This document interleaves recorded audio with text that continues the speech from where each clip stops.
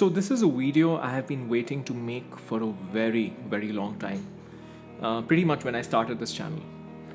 Freddie Mercury, the greatest, probably the greatest rock singer of all time. He's most celebrated. There's been movies about him. But the funny thing is, there is a secret that Freddie kept for the entirety of his life, most of it. It's not entirely an open secret or a well-kept secret right now, but it is still something that most of his fans don't know about him. Most of his fans don't know the real Freddie Mercury, the real origin story of Freddie Mercury. And today, I'm going to reveal it. I'm going to share it with you. Again, it's out there for you to find if you want it. But this video, if you are a Freddie Mercury fan, will tell you everything you need to know. So hi everyone, welcome back to the Ministry of Guitar. My name is Utkarsh Mohan. I'm coming to you from Singapore. As always, if you like what I'm doing, please do like, subscribe and share. And there's also my podcast if you want to go beyond the world of music and guitar.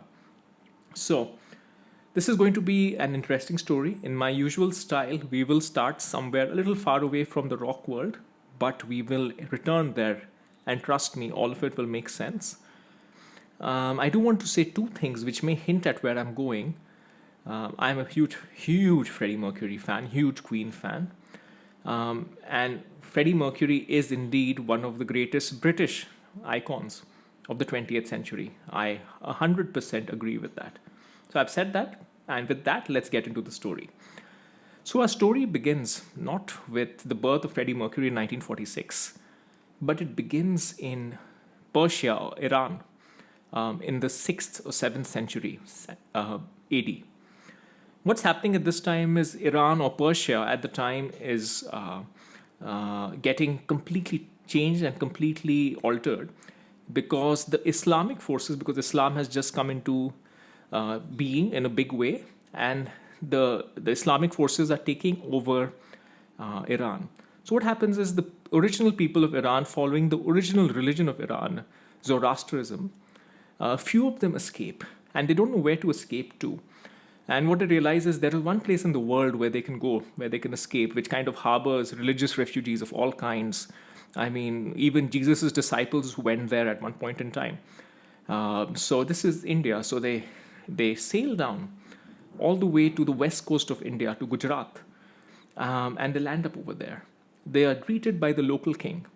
And the local king says, yes, you can come, you guys can practice your Zoroastrianism religion, but I have 3 conditions for you. Condition number 1, you need to adopt our language. You're coming to Gujarat, so please adopt Gujarati. You need to adopt our clothing. The way we dress is the way you should dress now. And you should give up arms because we don't want you to come here and create trouble for us. Very reasonable. So the Iranians, the Persians, the Zoroastrian followers, they agree and they settle down. This is happening in the 7th century AD, about 1400 years ago. Now, fast forward 1400 years, or maybe 1300 years. These folks have become an integral part, a very important community in India. They're called the Parsis, and they are probably one of the most overperforming communities in India. They create statesmen, businessmen. They're very fond of cars as well. So if you know of Jaguar and Land Rover, they're owned by an Indian company called Tata. Tata is a Parsi family, and they're one of the richest people in India. So the Parsis are doing really, really well. In general, though, India is, at that particular point in time in the mid-19th century, a part of the British Empire. And if you remember what's happening in the mid-19th century across the world, slavery has come to an end thanks to the American Civil War. So because of the American Civil War, making it not very... no self-respecting person will employ slaves anymore. People need all the companies that were relying on slaves, on cheap or rather on free slave labor. They require a substitute, and the substitute is the huge number of people from the Indian subcontinent, because India is of course a British vassal at that point in time. So a lot of Indians are, taken. They're not slaves, but they are at very, very cheap, pretty much. Hard labor kind of arrangement, they're taken over to different parts, different British colonies. And of course, the British Empire is massive. The sun never sets on the British Empire at that point in time. So a few folks of this Parsi community, they find themselves in Africa, in Zanzibar, Eastern Africa. Now, this is where we come in. So in a family of these folks, originally from Iran, settled in Gujarat, India, 1300 years ago, then part of the British Empire, British subjects, these folks, in one of these Parsi families in Zanzibar in 1946, is born Freddie Mercury. Or rather, I should not say Freddie Mercury, I should say Farrokh Bulsara. So Farrokh Bulsara, the little kid, he's born there. Now, just want to give you a sense on identity, right? Gujarat, which is where he's from, Gujarat Parsis. My wife is Gujarati. I lived also in Gujarat for 4 years of my childhood, 4 very important years, age 12 to 16. So bear with me if I give you a good understanding of Gujaratis and overseas Gujarati communities, as Farrokh Bulsara was born in one. Gujarat in Gujarat and Gujarat in the US, or Gujaratis in the US, or Gujaratis in the UK or any part of the world, they live within their bubble. So I know of people who grew up in the UK, but you talk to them, you'll say, oh my God, I didn't even know that you grew up outside of India. Parsis are a little bit different. I'm not categorizing Parsis as all Gujaratis, but I'm giving you a context into which Farrokh Bulsara is born. So he's born into this Indian Gujarati community. He spends his childhood back and forth between Africa and Gujarat because he has relatives in Gujarat. So he goes back and forth. In fact, in Gujarat itself, in India, he starts learning piano at the age of 7, around 1952, 53. Then what happens is in 1954, parents decide, I don't think he's going to get great education here in Zanzibar, typical Indian parents. They're like, you need to go to boarding school. And in India, one of the most, even today, one of the most iconic locations for boarding schools, English-style boarding schools, you know, the public schools of English yore that you can read about, the equivalent in India, very much inspired by their British counterparts. They're in a place in Maharashtra, near Bombay, you know Mumbai, Bombay. It's a place called Panchgani, beautiful place. So he goes to this school called St. Peter's, sent off at the age of 8 in 1954. In 1954, once he goes to Panchgani there into St. Peter's school, he becomes, he kind of gets into his groove. He was always into singing. He was always into whatever, entertaining. So he forms this, he does a couple of things. He starts calling himself Freddy. So he's no longer Farrokh Bulsara, he's Freddie Bulsara. He starts calling himself Freddy. Second thing is he starts this group, I think, Freddie and the Hectics. And they cover everything. So think of this in 1950s, what's going on. They're going to be covering Cliff Richard, Elvis Presley, all the early rock and roll. They start covering that. And they're very successful. They're very, very successful. So Freddie spends 1954 till about 1962 or 63, so 8 years, age 8 to maybe 15, 16, in boarding school in St. Peter's in Panchgani in India. Loves, of course, Western pop music, a lot like I do as well. But he loves a lot of Indian music as well. He loves Lata Mangeshkar. Lata Mangeshkar is an iconic Indian singer. She sang from the 1940s till about 5 years ago. So like 8 decades, crazy longevity. So Freddie's a big fan of both Western and Indian music, or rather Farrokh, Freddie. Then he comes back home to Zanzibar to his parents, where his parents are working. And then in 1964, there's a bit of an uprising, a revolution in Zanzibar, because the local African population is not very happy with the Arabian and the Indian population there. They barely escape with their lives. So in 1964, when Farrokh Bulsara is 18 years old, please note this age, 18 years old, then his parents and him and his family, they escape to the UK. And then in UK, he joins college, and I think we all know the story from there. He meets, of course, Brian May and Roger Taylor, and we all know what happens there. Now, what is the point of me telling you this story? It's a question about identity. In popular culture, and I talked about this in the beginning, Freddie Mercury is a British icon. I agree he's a British icon.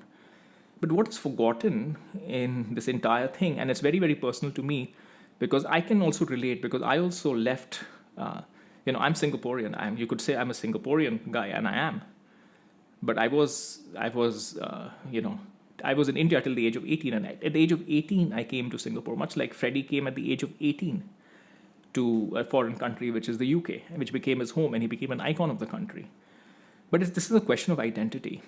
I think what a lot of people don't realize is at the core, Freddie Mercury or Farrokh Bulsara was a Indian guy, and it's a very Parsi guy, of course. Parsi is one of the India has thousands of communities. Parsis are one of the successful ones, but that's what he was. And I think that part he deliberately didn't talk about it ever. I think the 60s and the 70s were a different time. Today the world is a very different place. But in the 60s and 70s, it was just 20 years after India became independent. If you talk about all this, you're going to be looked down as a second-class citizen because you're from India, right? The former colony, the former slave state. But he didn't talk about it deliberately so, and I don't blame him for it. I think he did the right thing. I think Parsis, anyway, they're from Iran. They can pretty much almost pass off as Caucasian anyway. So he kind of leaned into that side, and he became from Farrokh Bulsara to Freddie Mercury, and he attained all the success as a British, almost kind of white guy, but you don't really know what he is. That's what he did.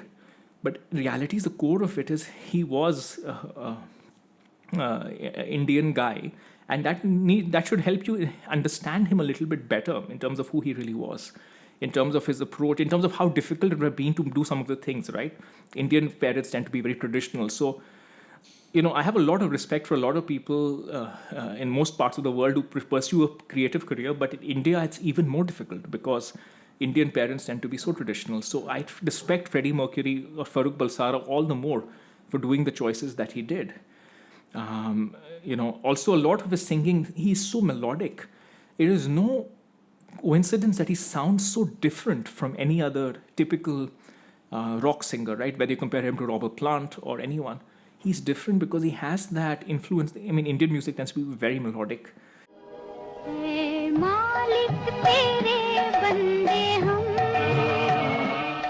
So you can tell that this guy listened to Lata Mangeshkar and all the greats of Indian Bollywood music when he was young, right? So you can tell that.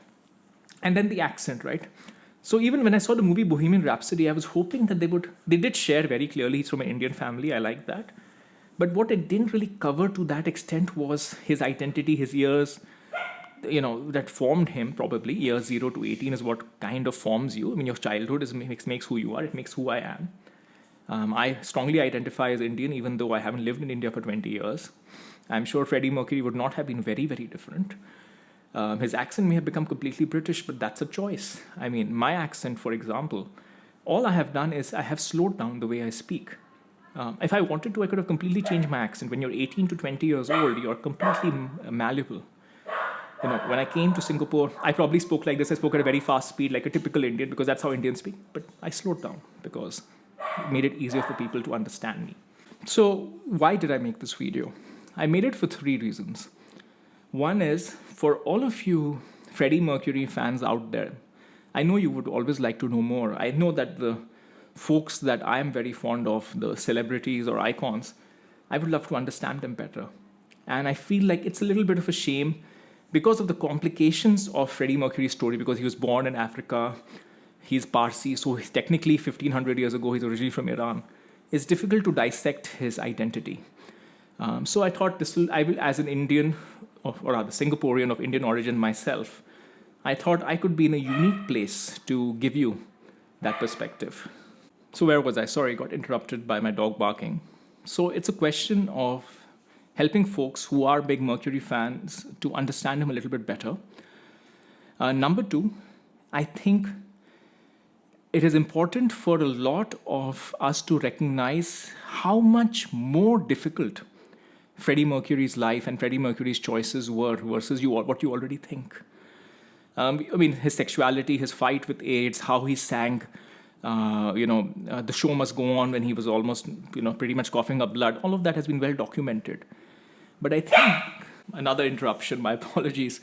But I think the experience of completely wrapping up everything you knew and coming to a new country at a relatively older age, right? He's not a childhood. He's not a second generation. A lot of people think of Freddie Mercury as his parents were Indian and he was born and brought up in the UK. So yeah, normal, he's a UK guy. So normal, whatever struggles he has, he did. But what they don't realize is and I speak about this with experience, right? When you're at the age of 18, but you're grown up, but you're not fully grown up, you go to a completely new culture and it's very difficult. You can't understand the way people speak. You can't understand what's going on. You don't know if you'll be successful. Financially, you have no means. It's a crazy struggle as an immigrant.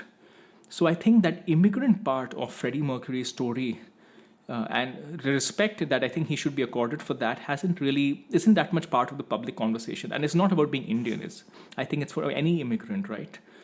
You know, especially these days where, of course, there's a lot of xenophobia out there. I do think it's important for us to know about these icons like Freddie Mercury. And the third reason I wanted to do this was purely personal. Freddie Mercury, strong connection. Of course, he's Indian, I'm Indian, but more than that, Gujarat, my wife's family's from Gujarat. I spent a lot of years in Gujarat, so I can relate. My mother's favorite artist was Freddie Mercury, so there's a lot of a personal connection going on. So I did want to. That's my personal reason for making this video. So net, what I'm saying again is I am not taking away from the fact that Freddie Mercury is one of the greatest British icons. I think he is amazing. What a service to the world, what a service to his country, which was indeed Great Britain. But his origins are something that I think more people should know about. And I hope that you also learned something through this story. All right, I'll see you next time.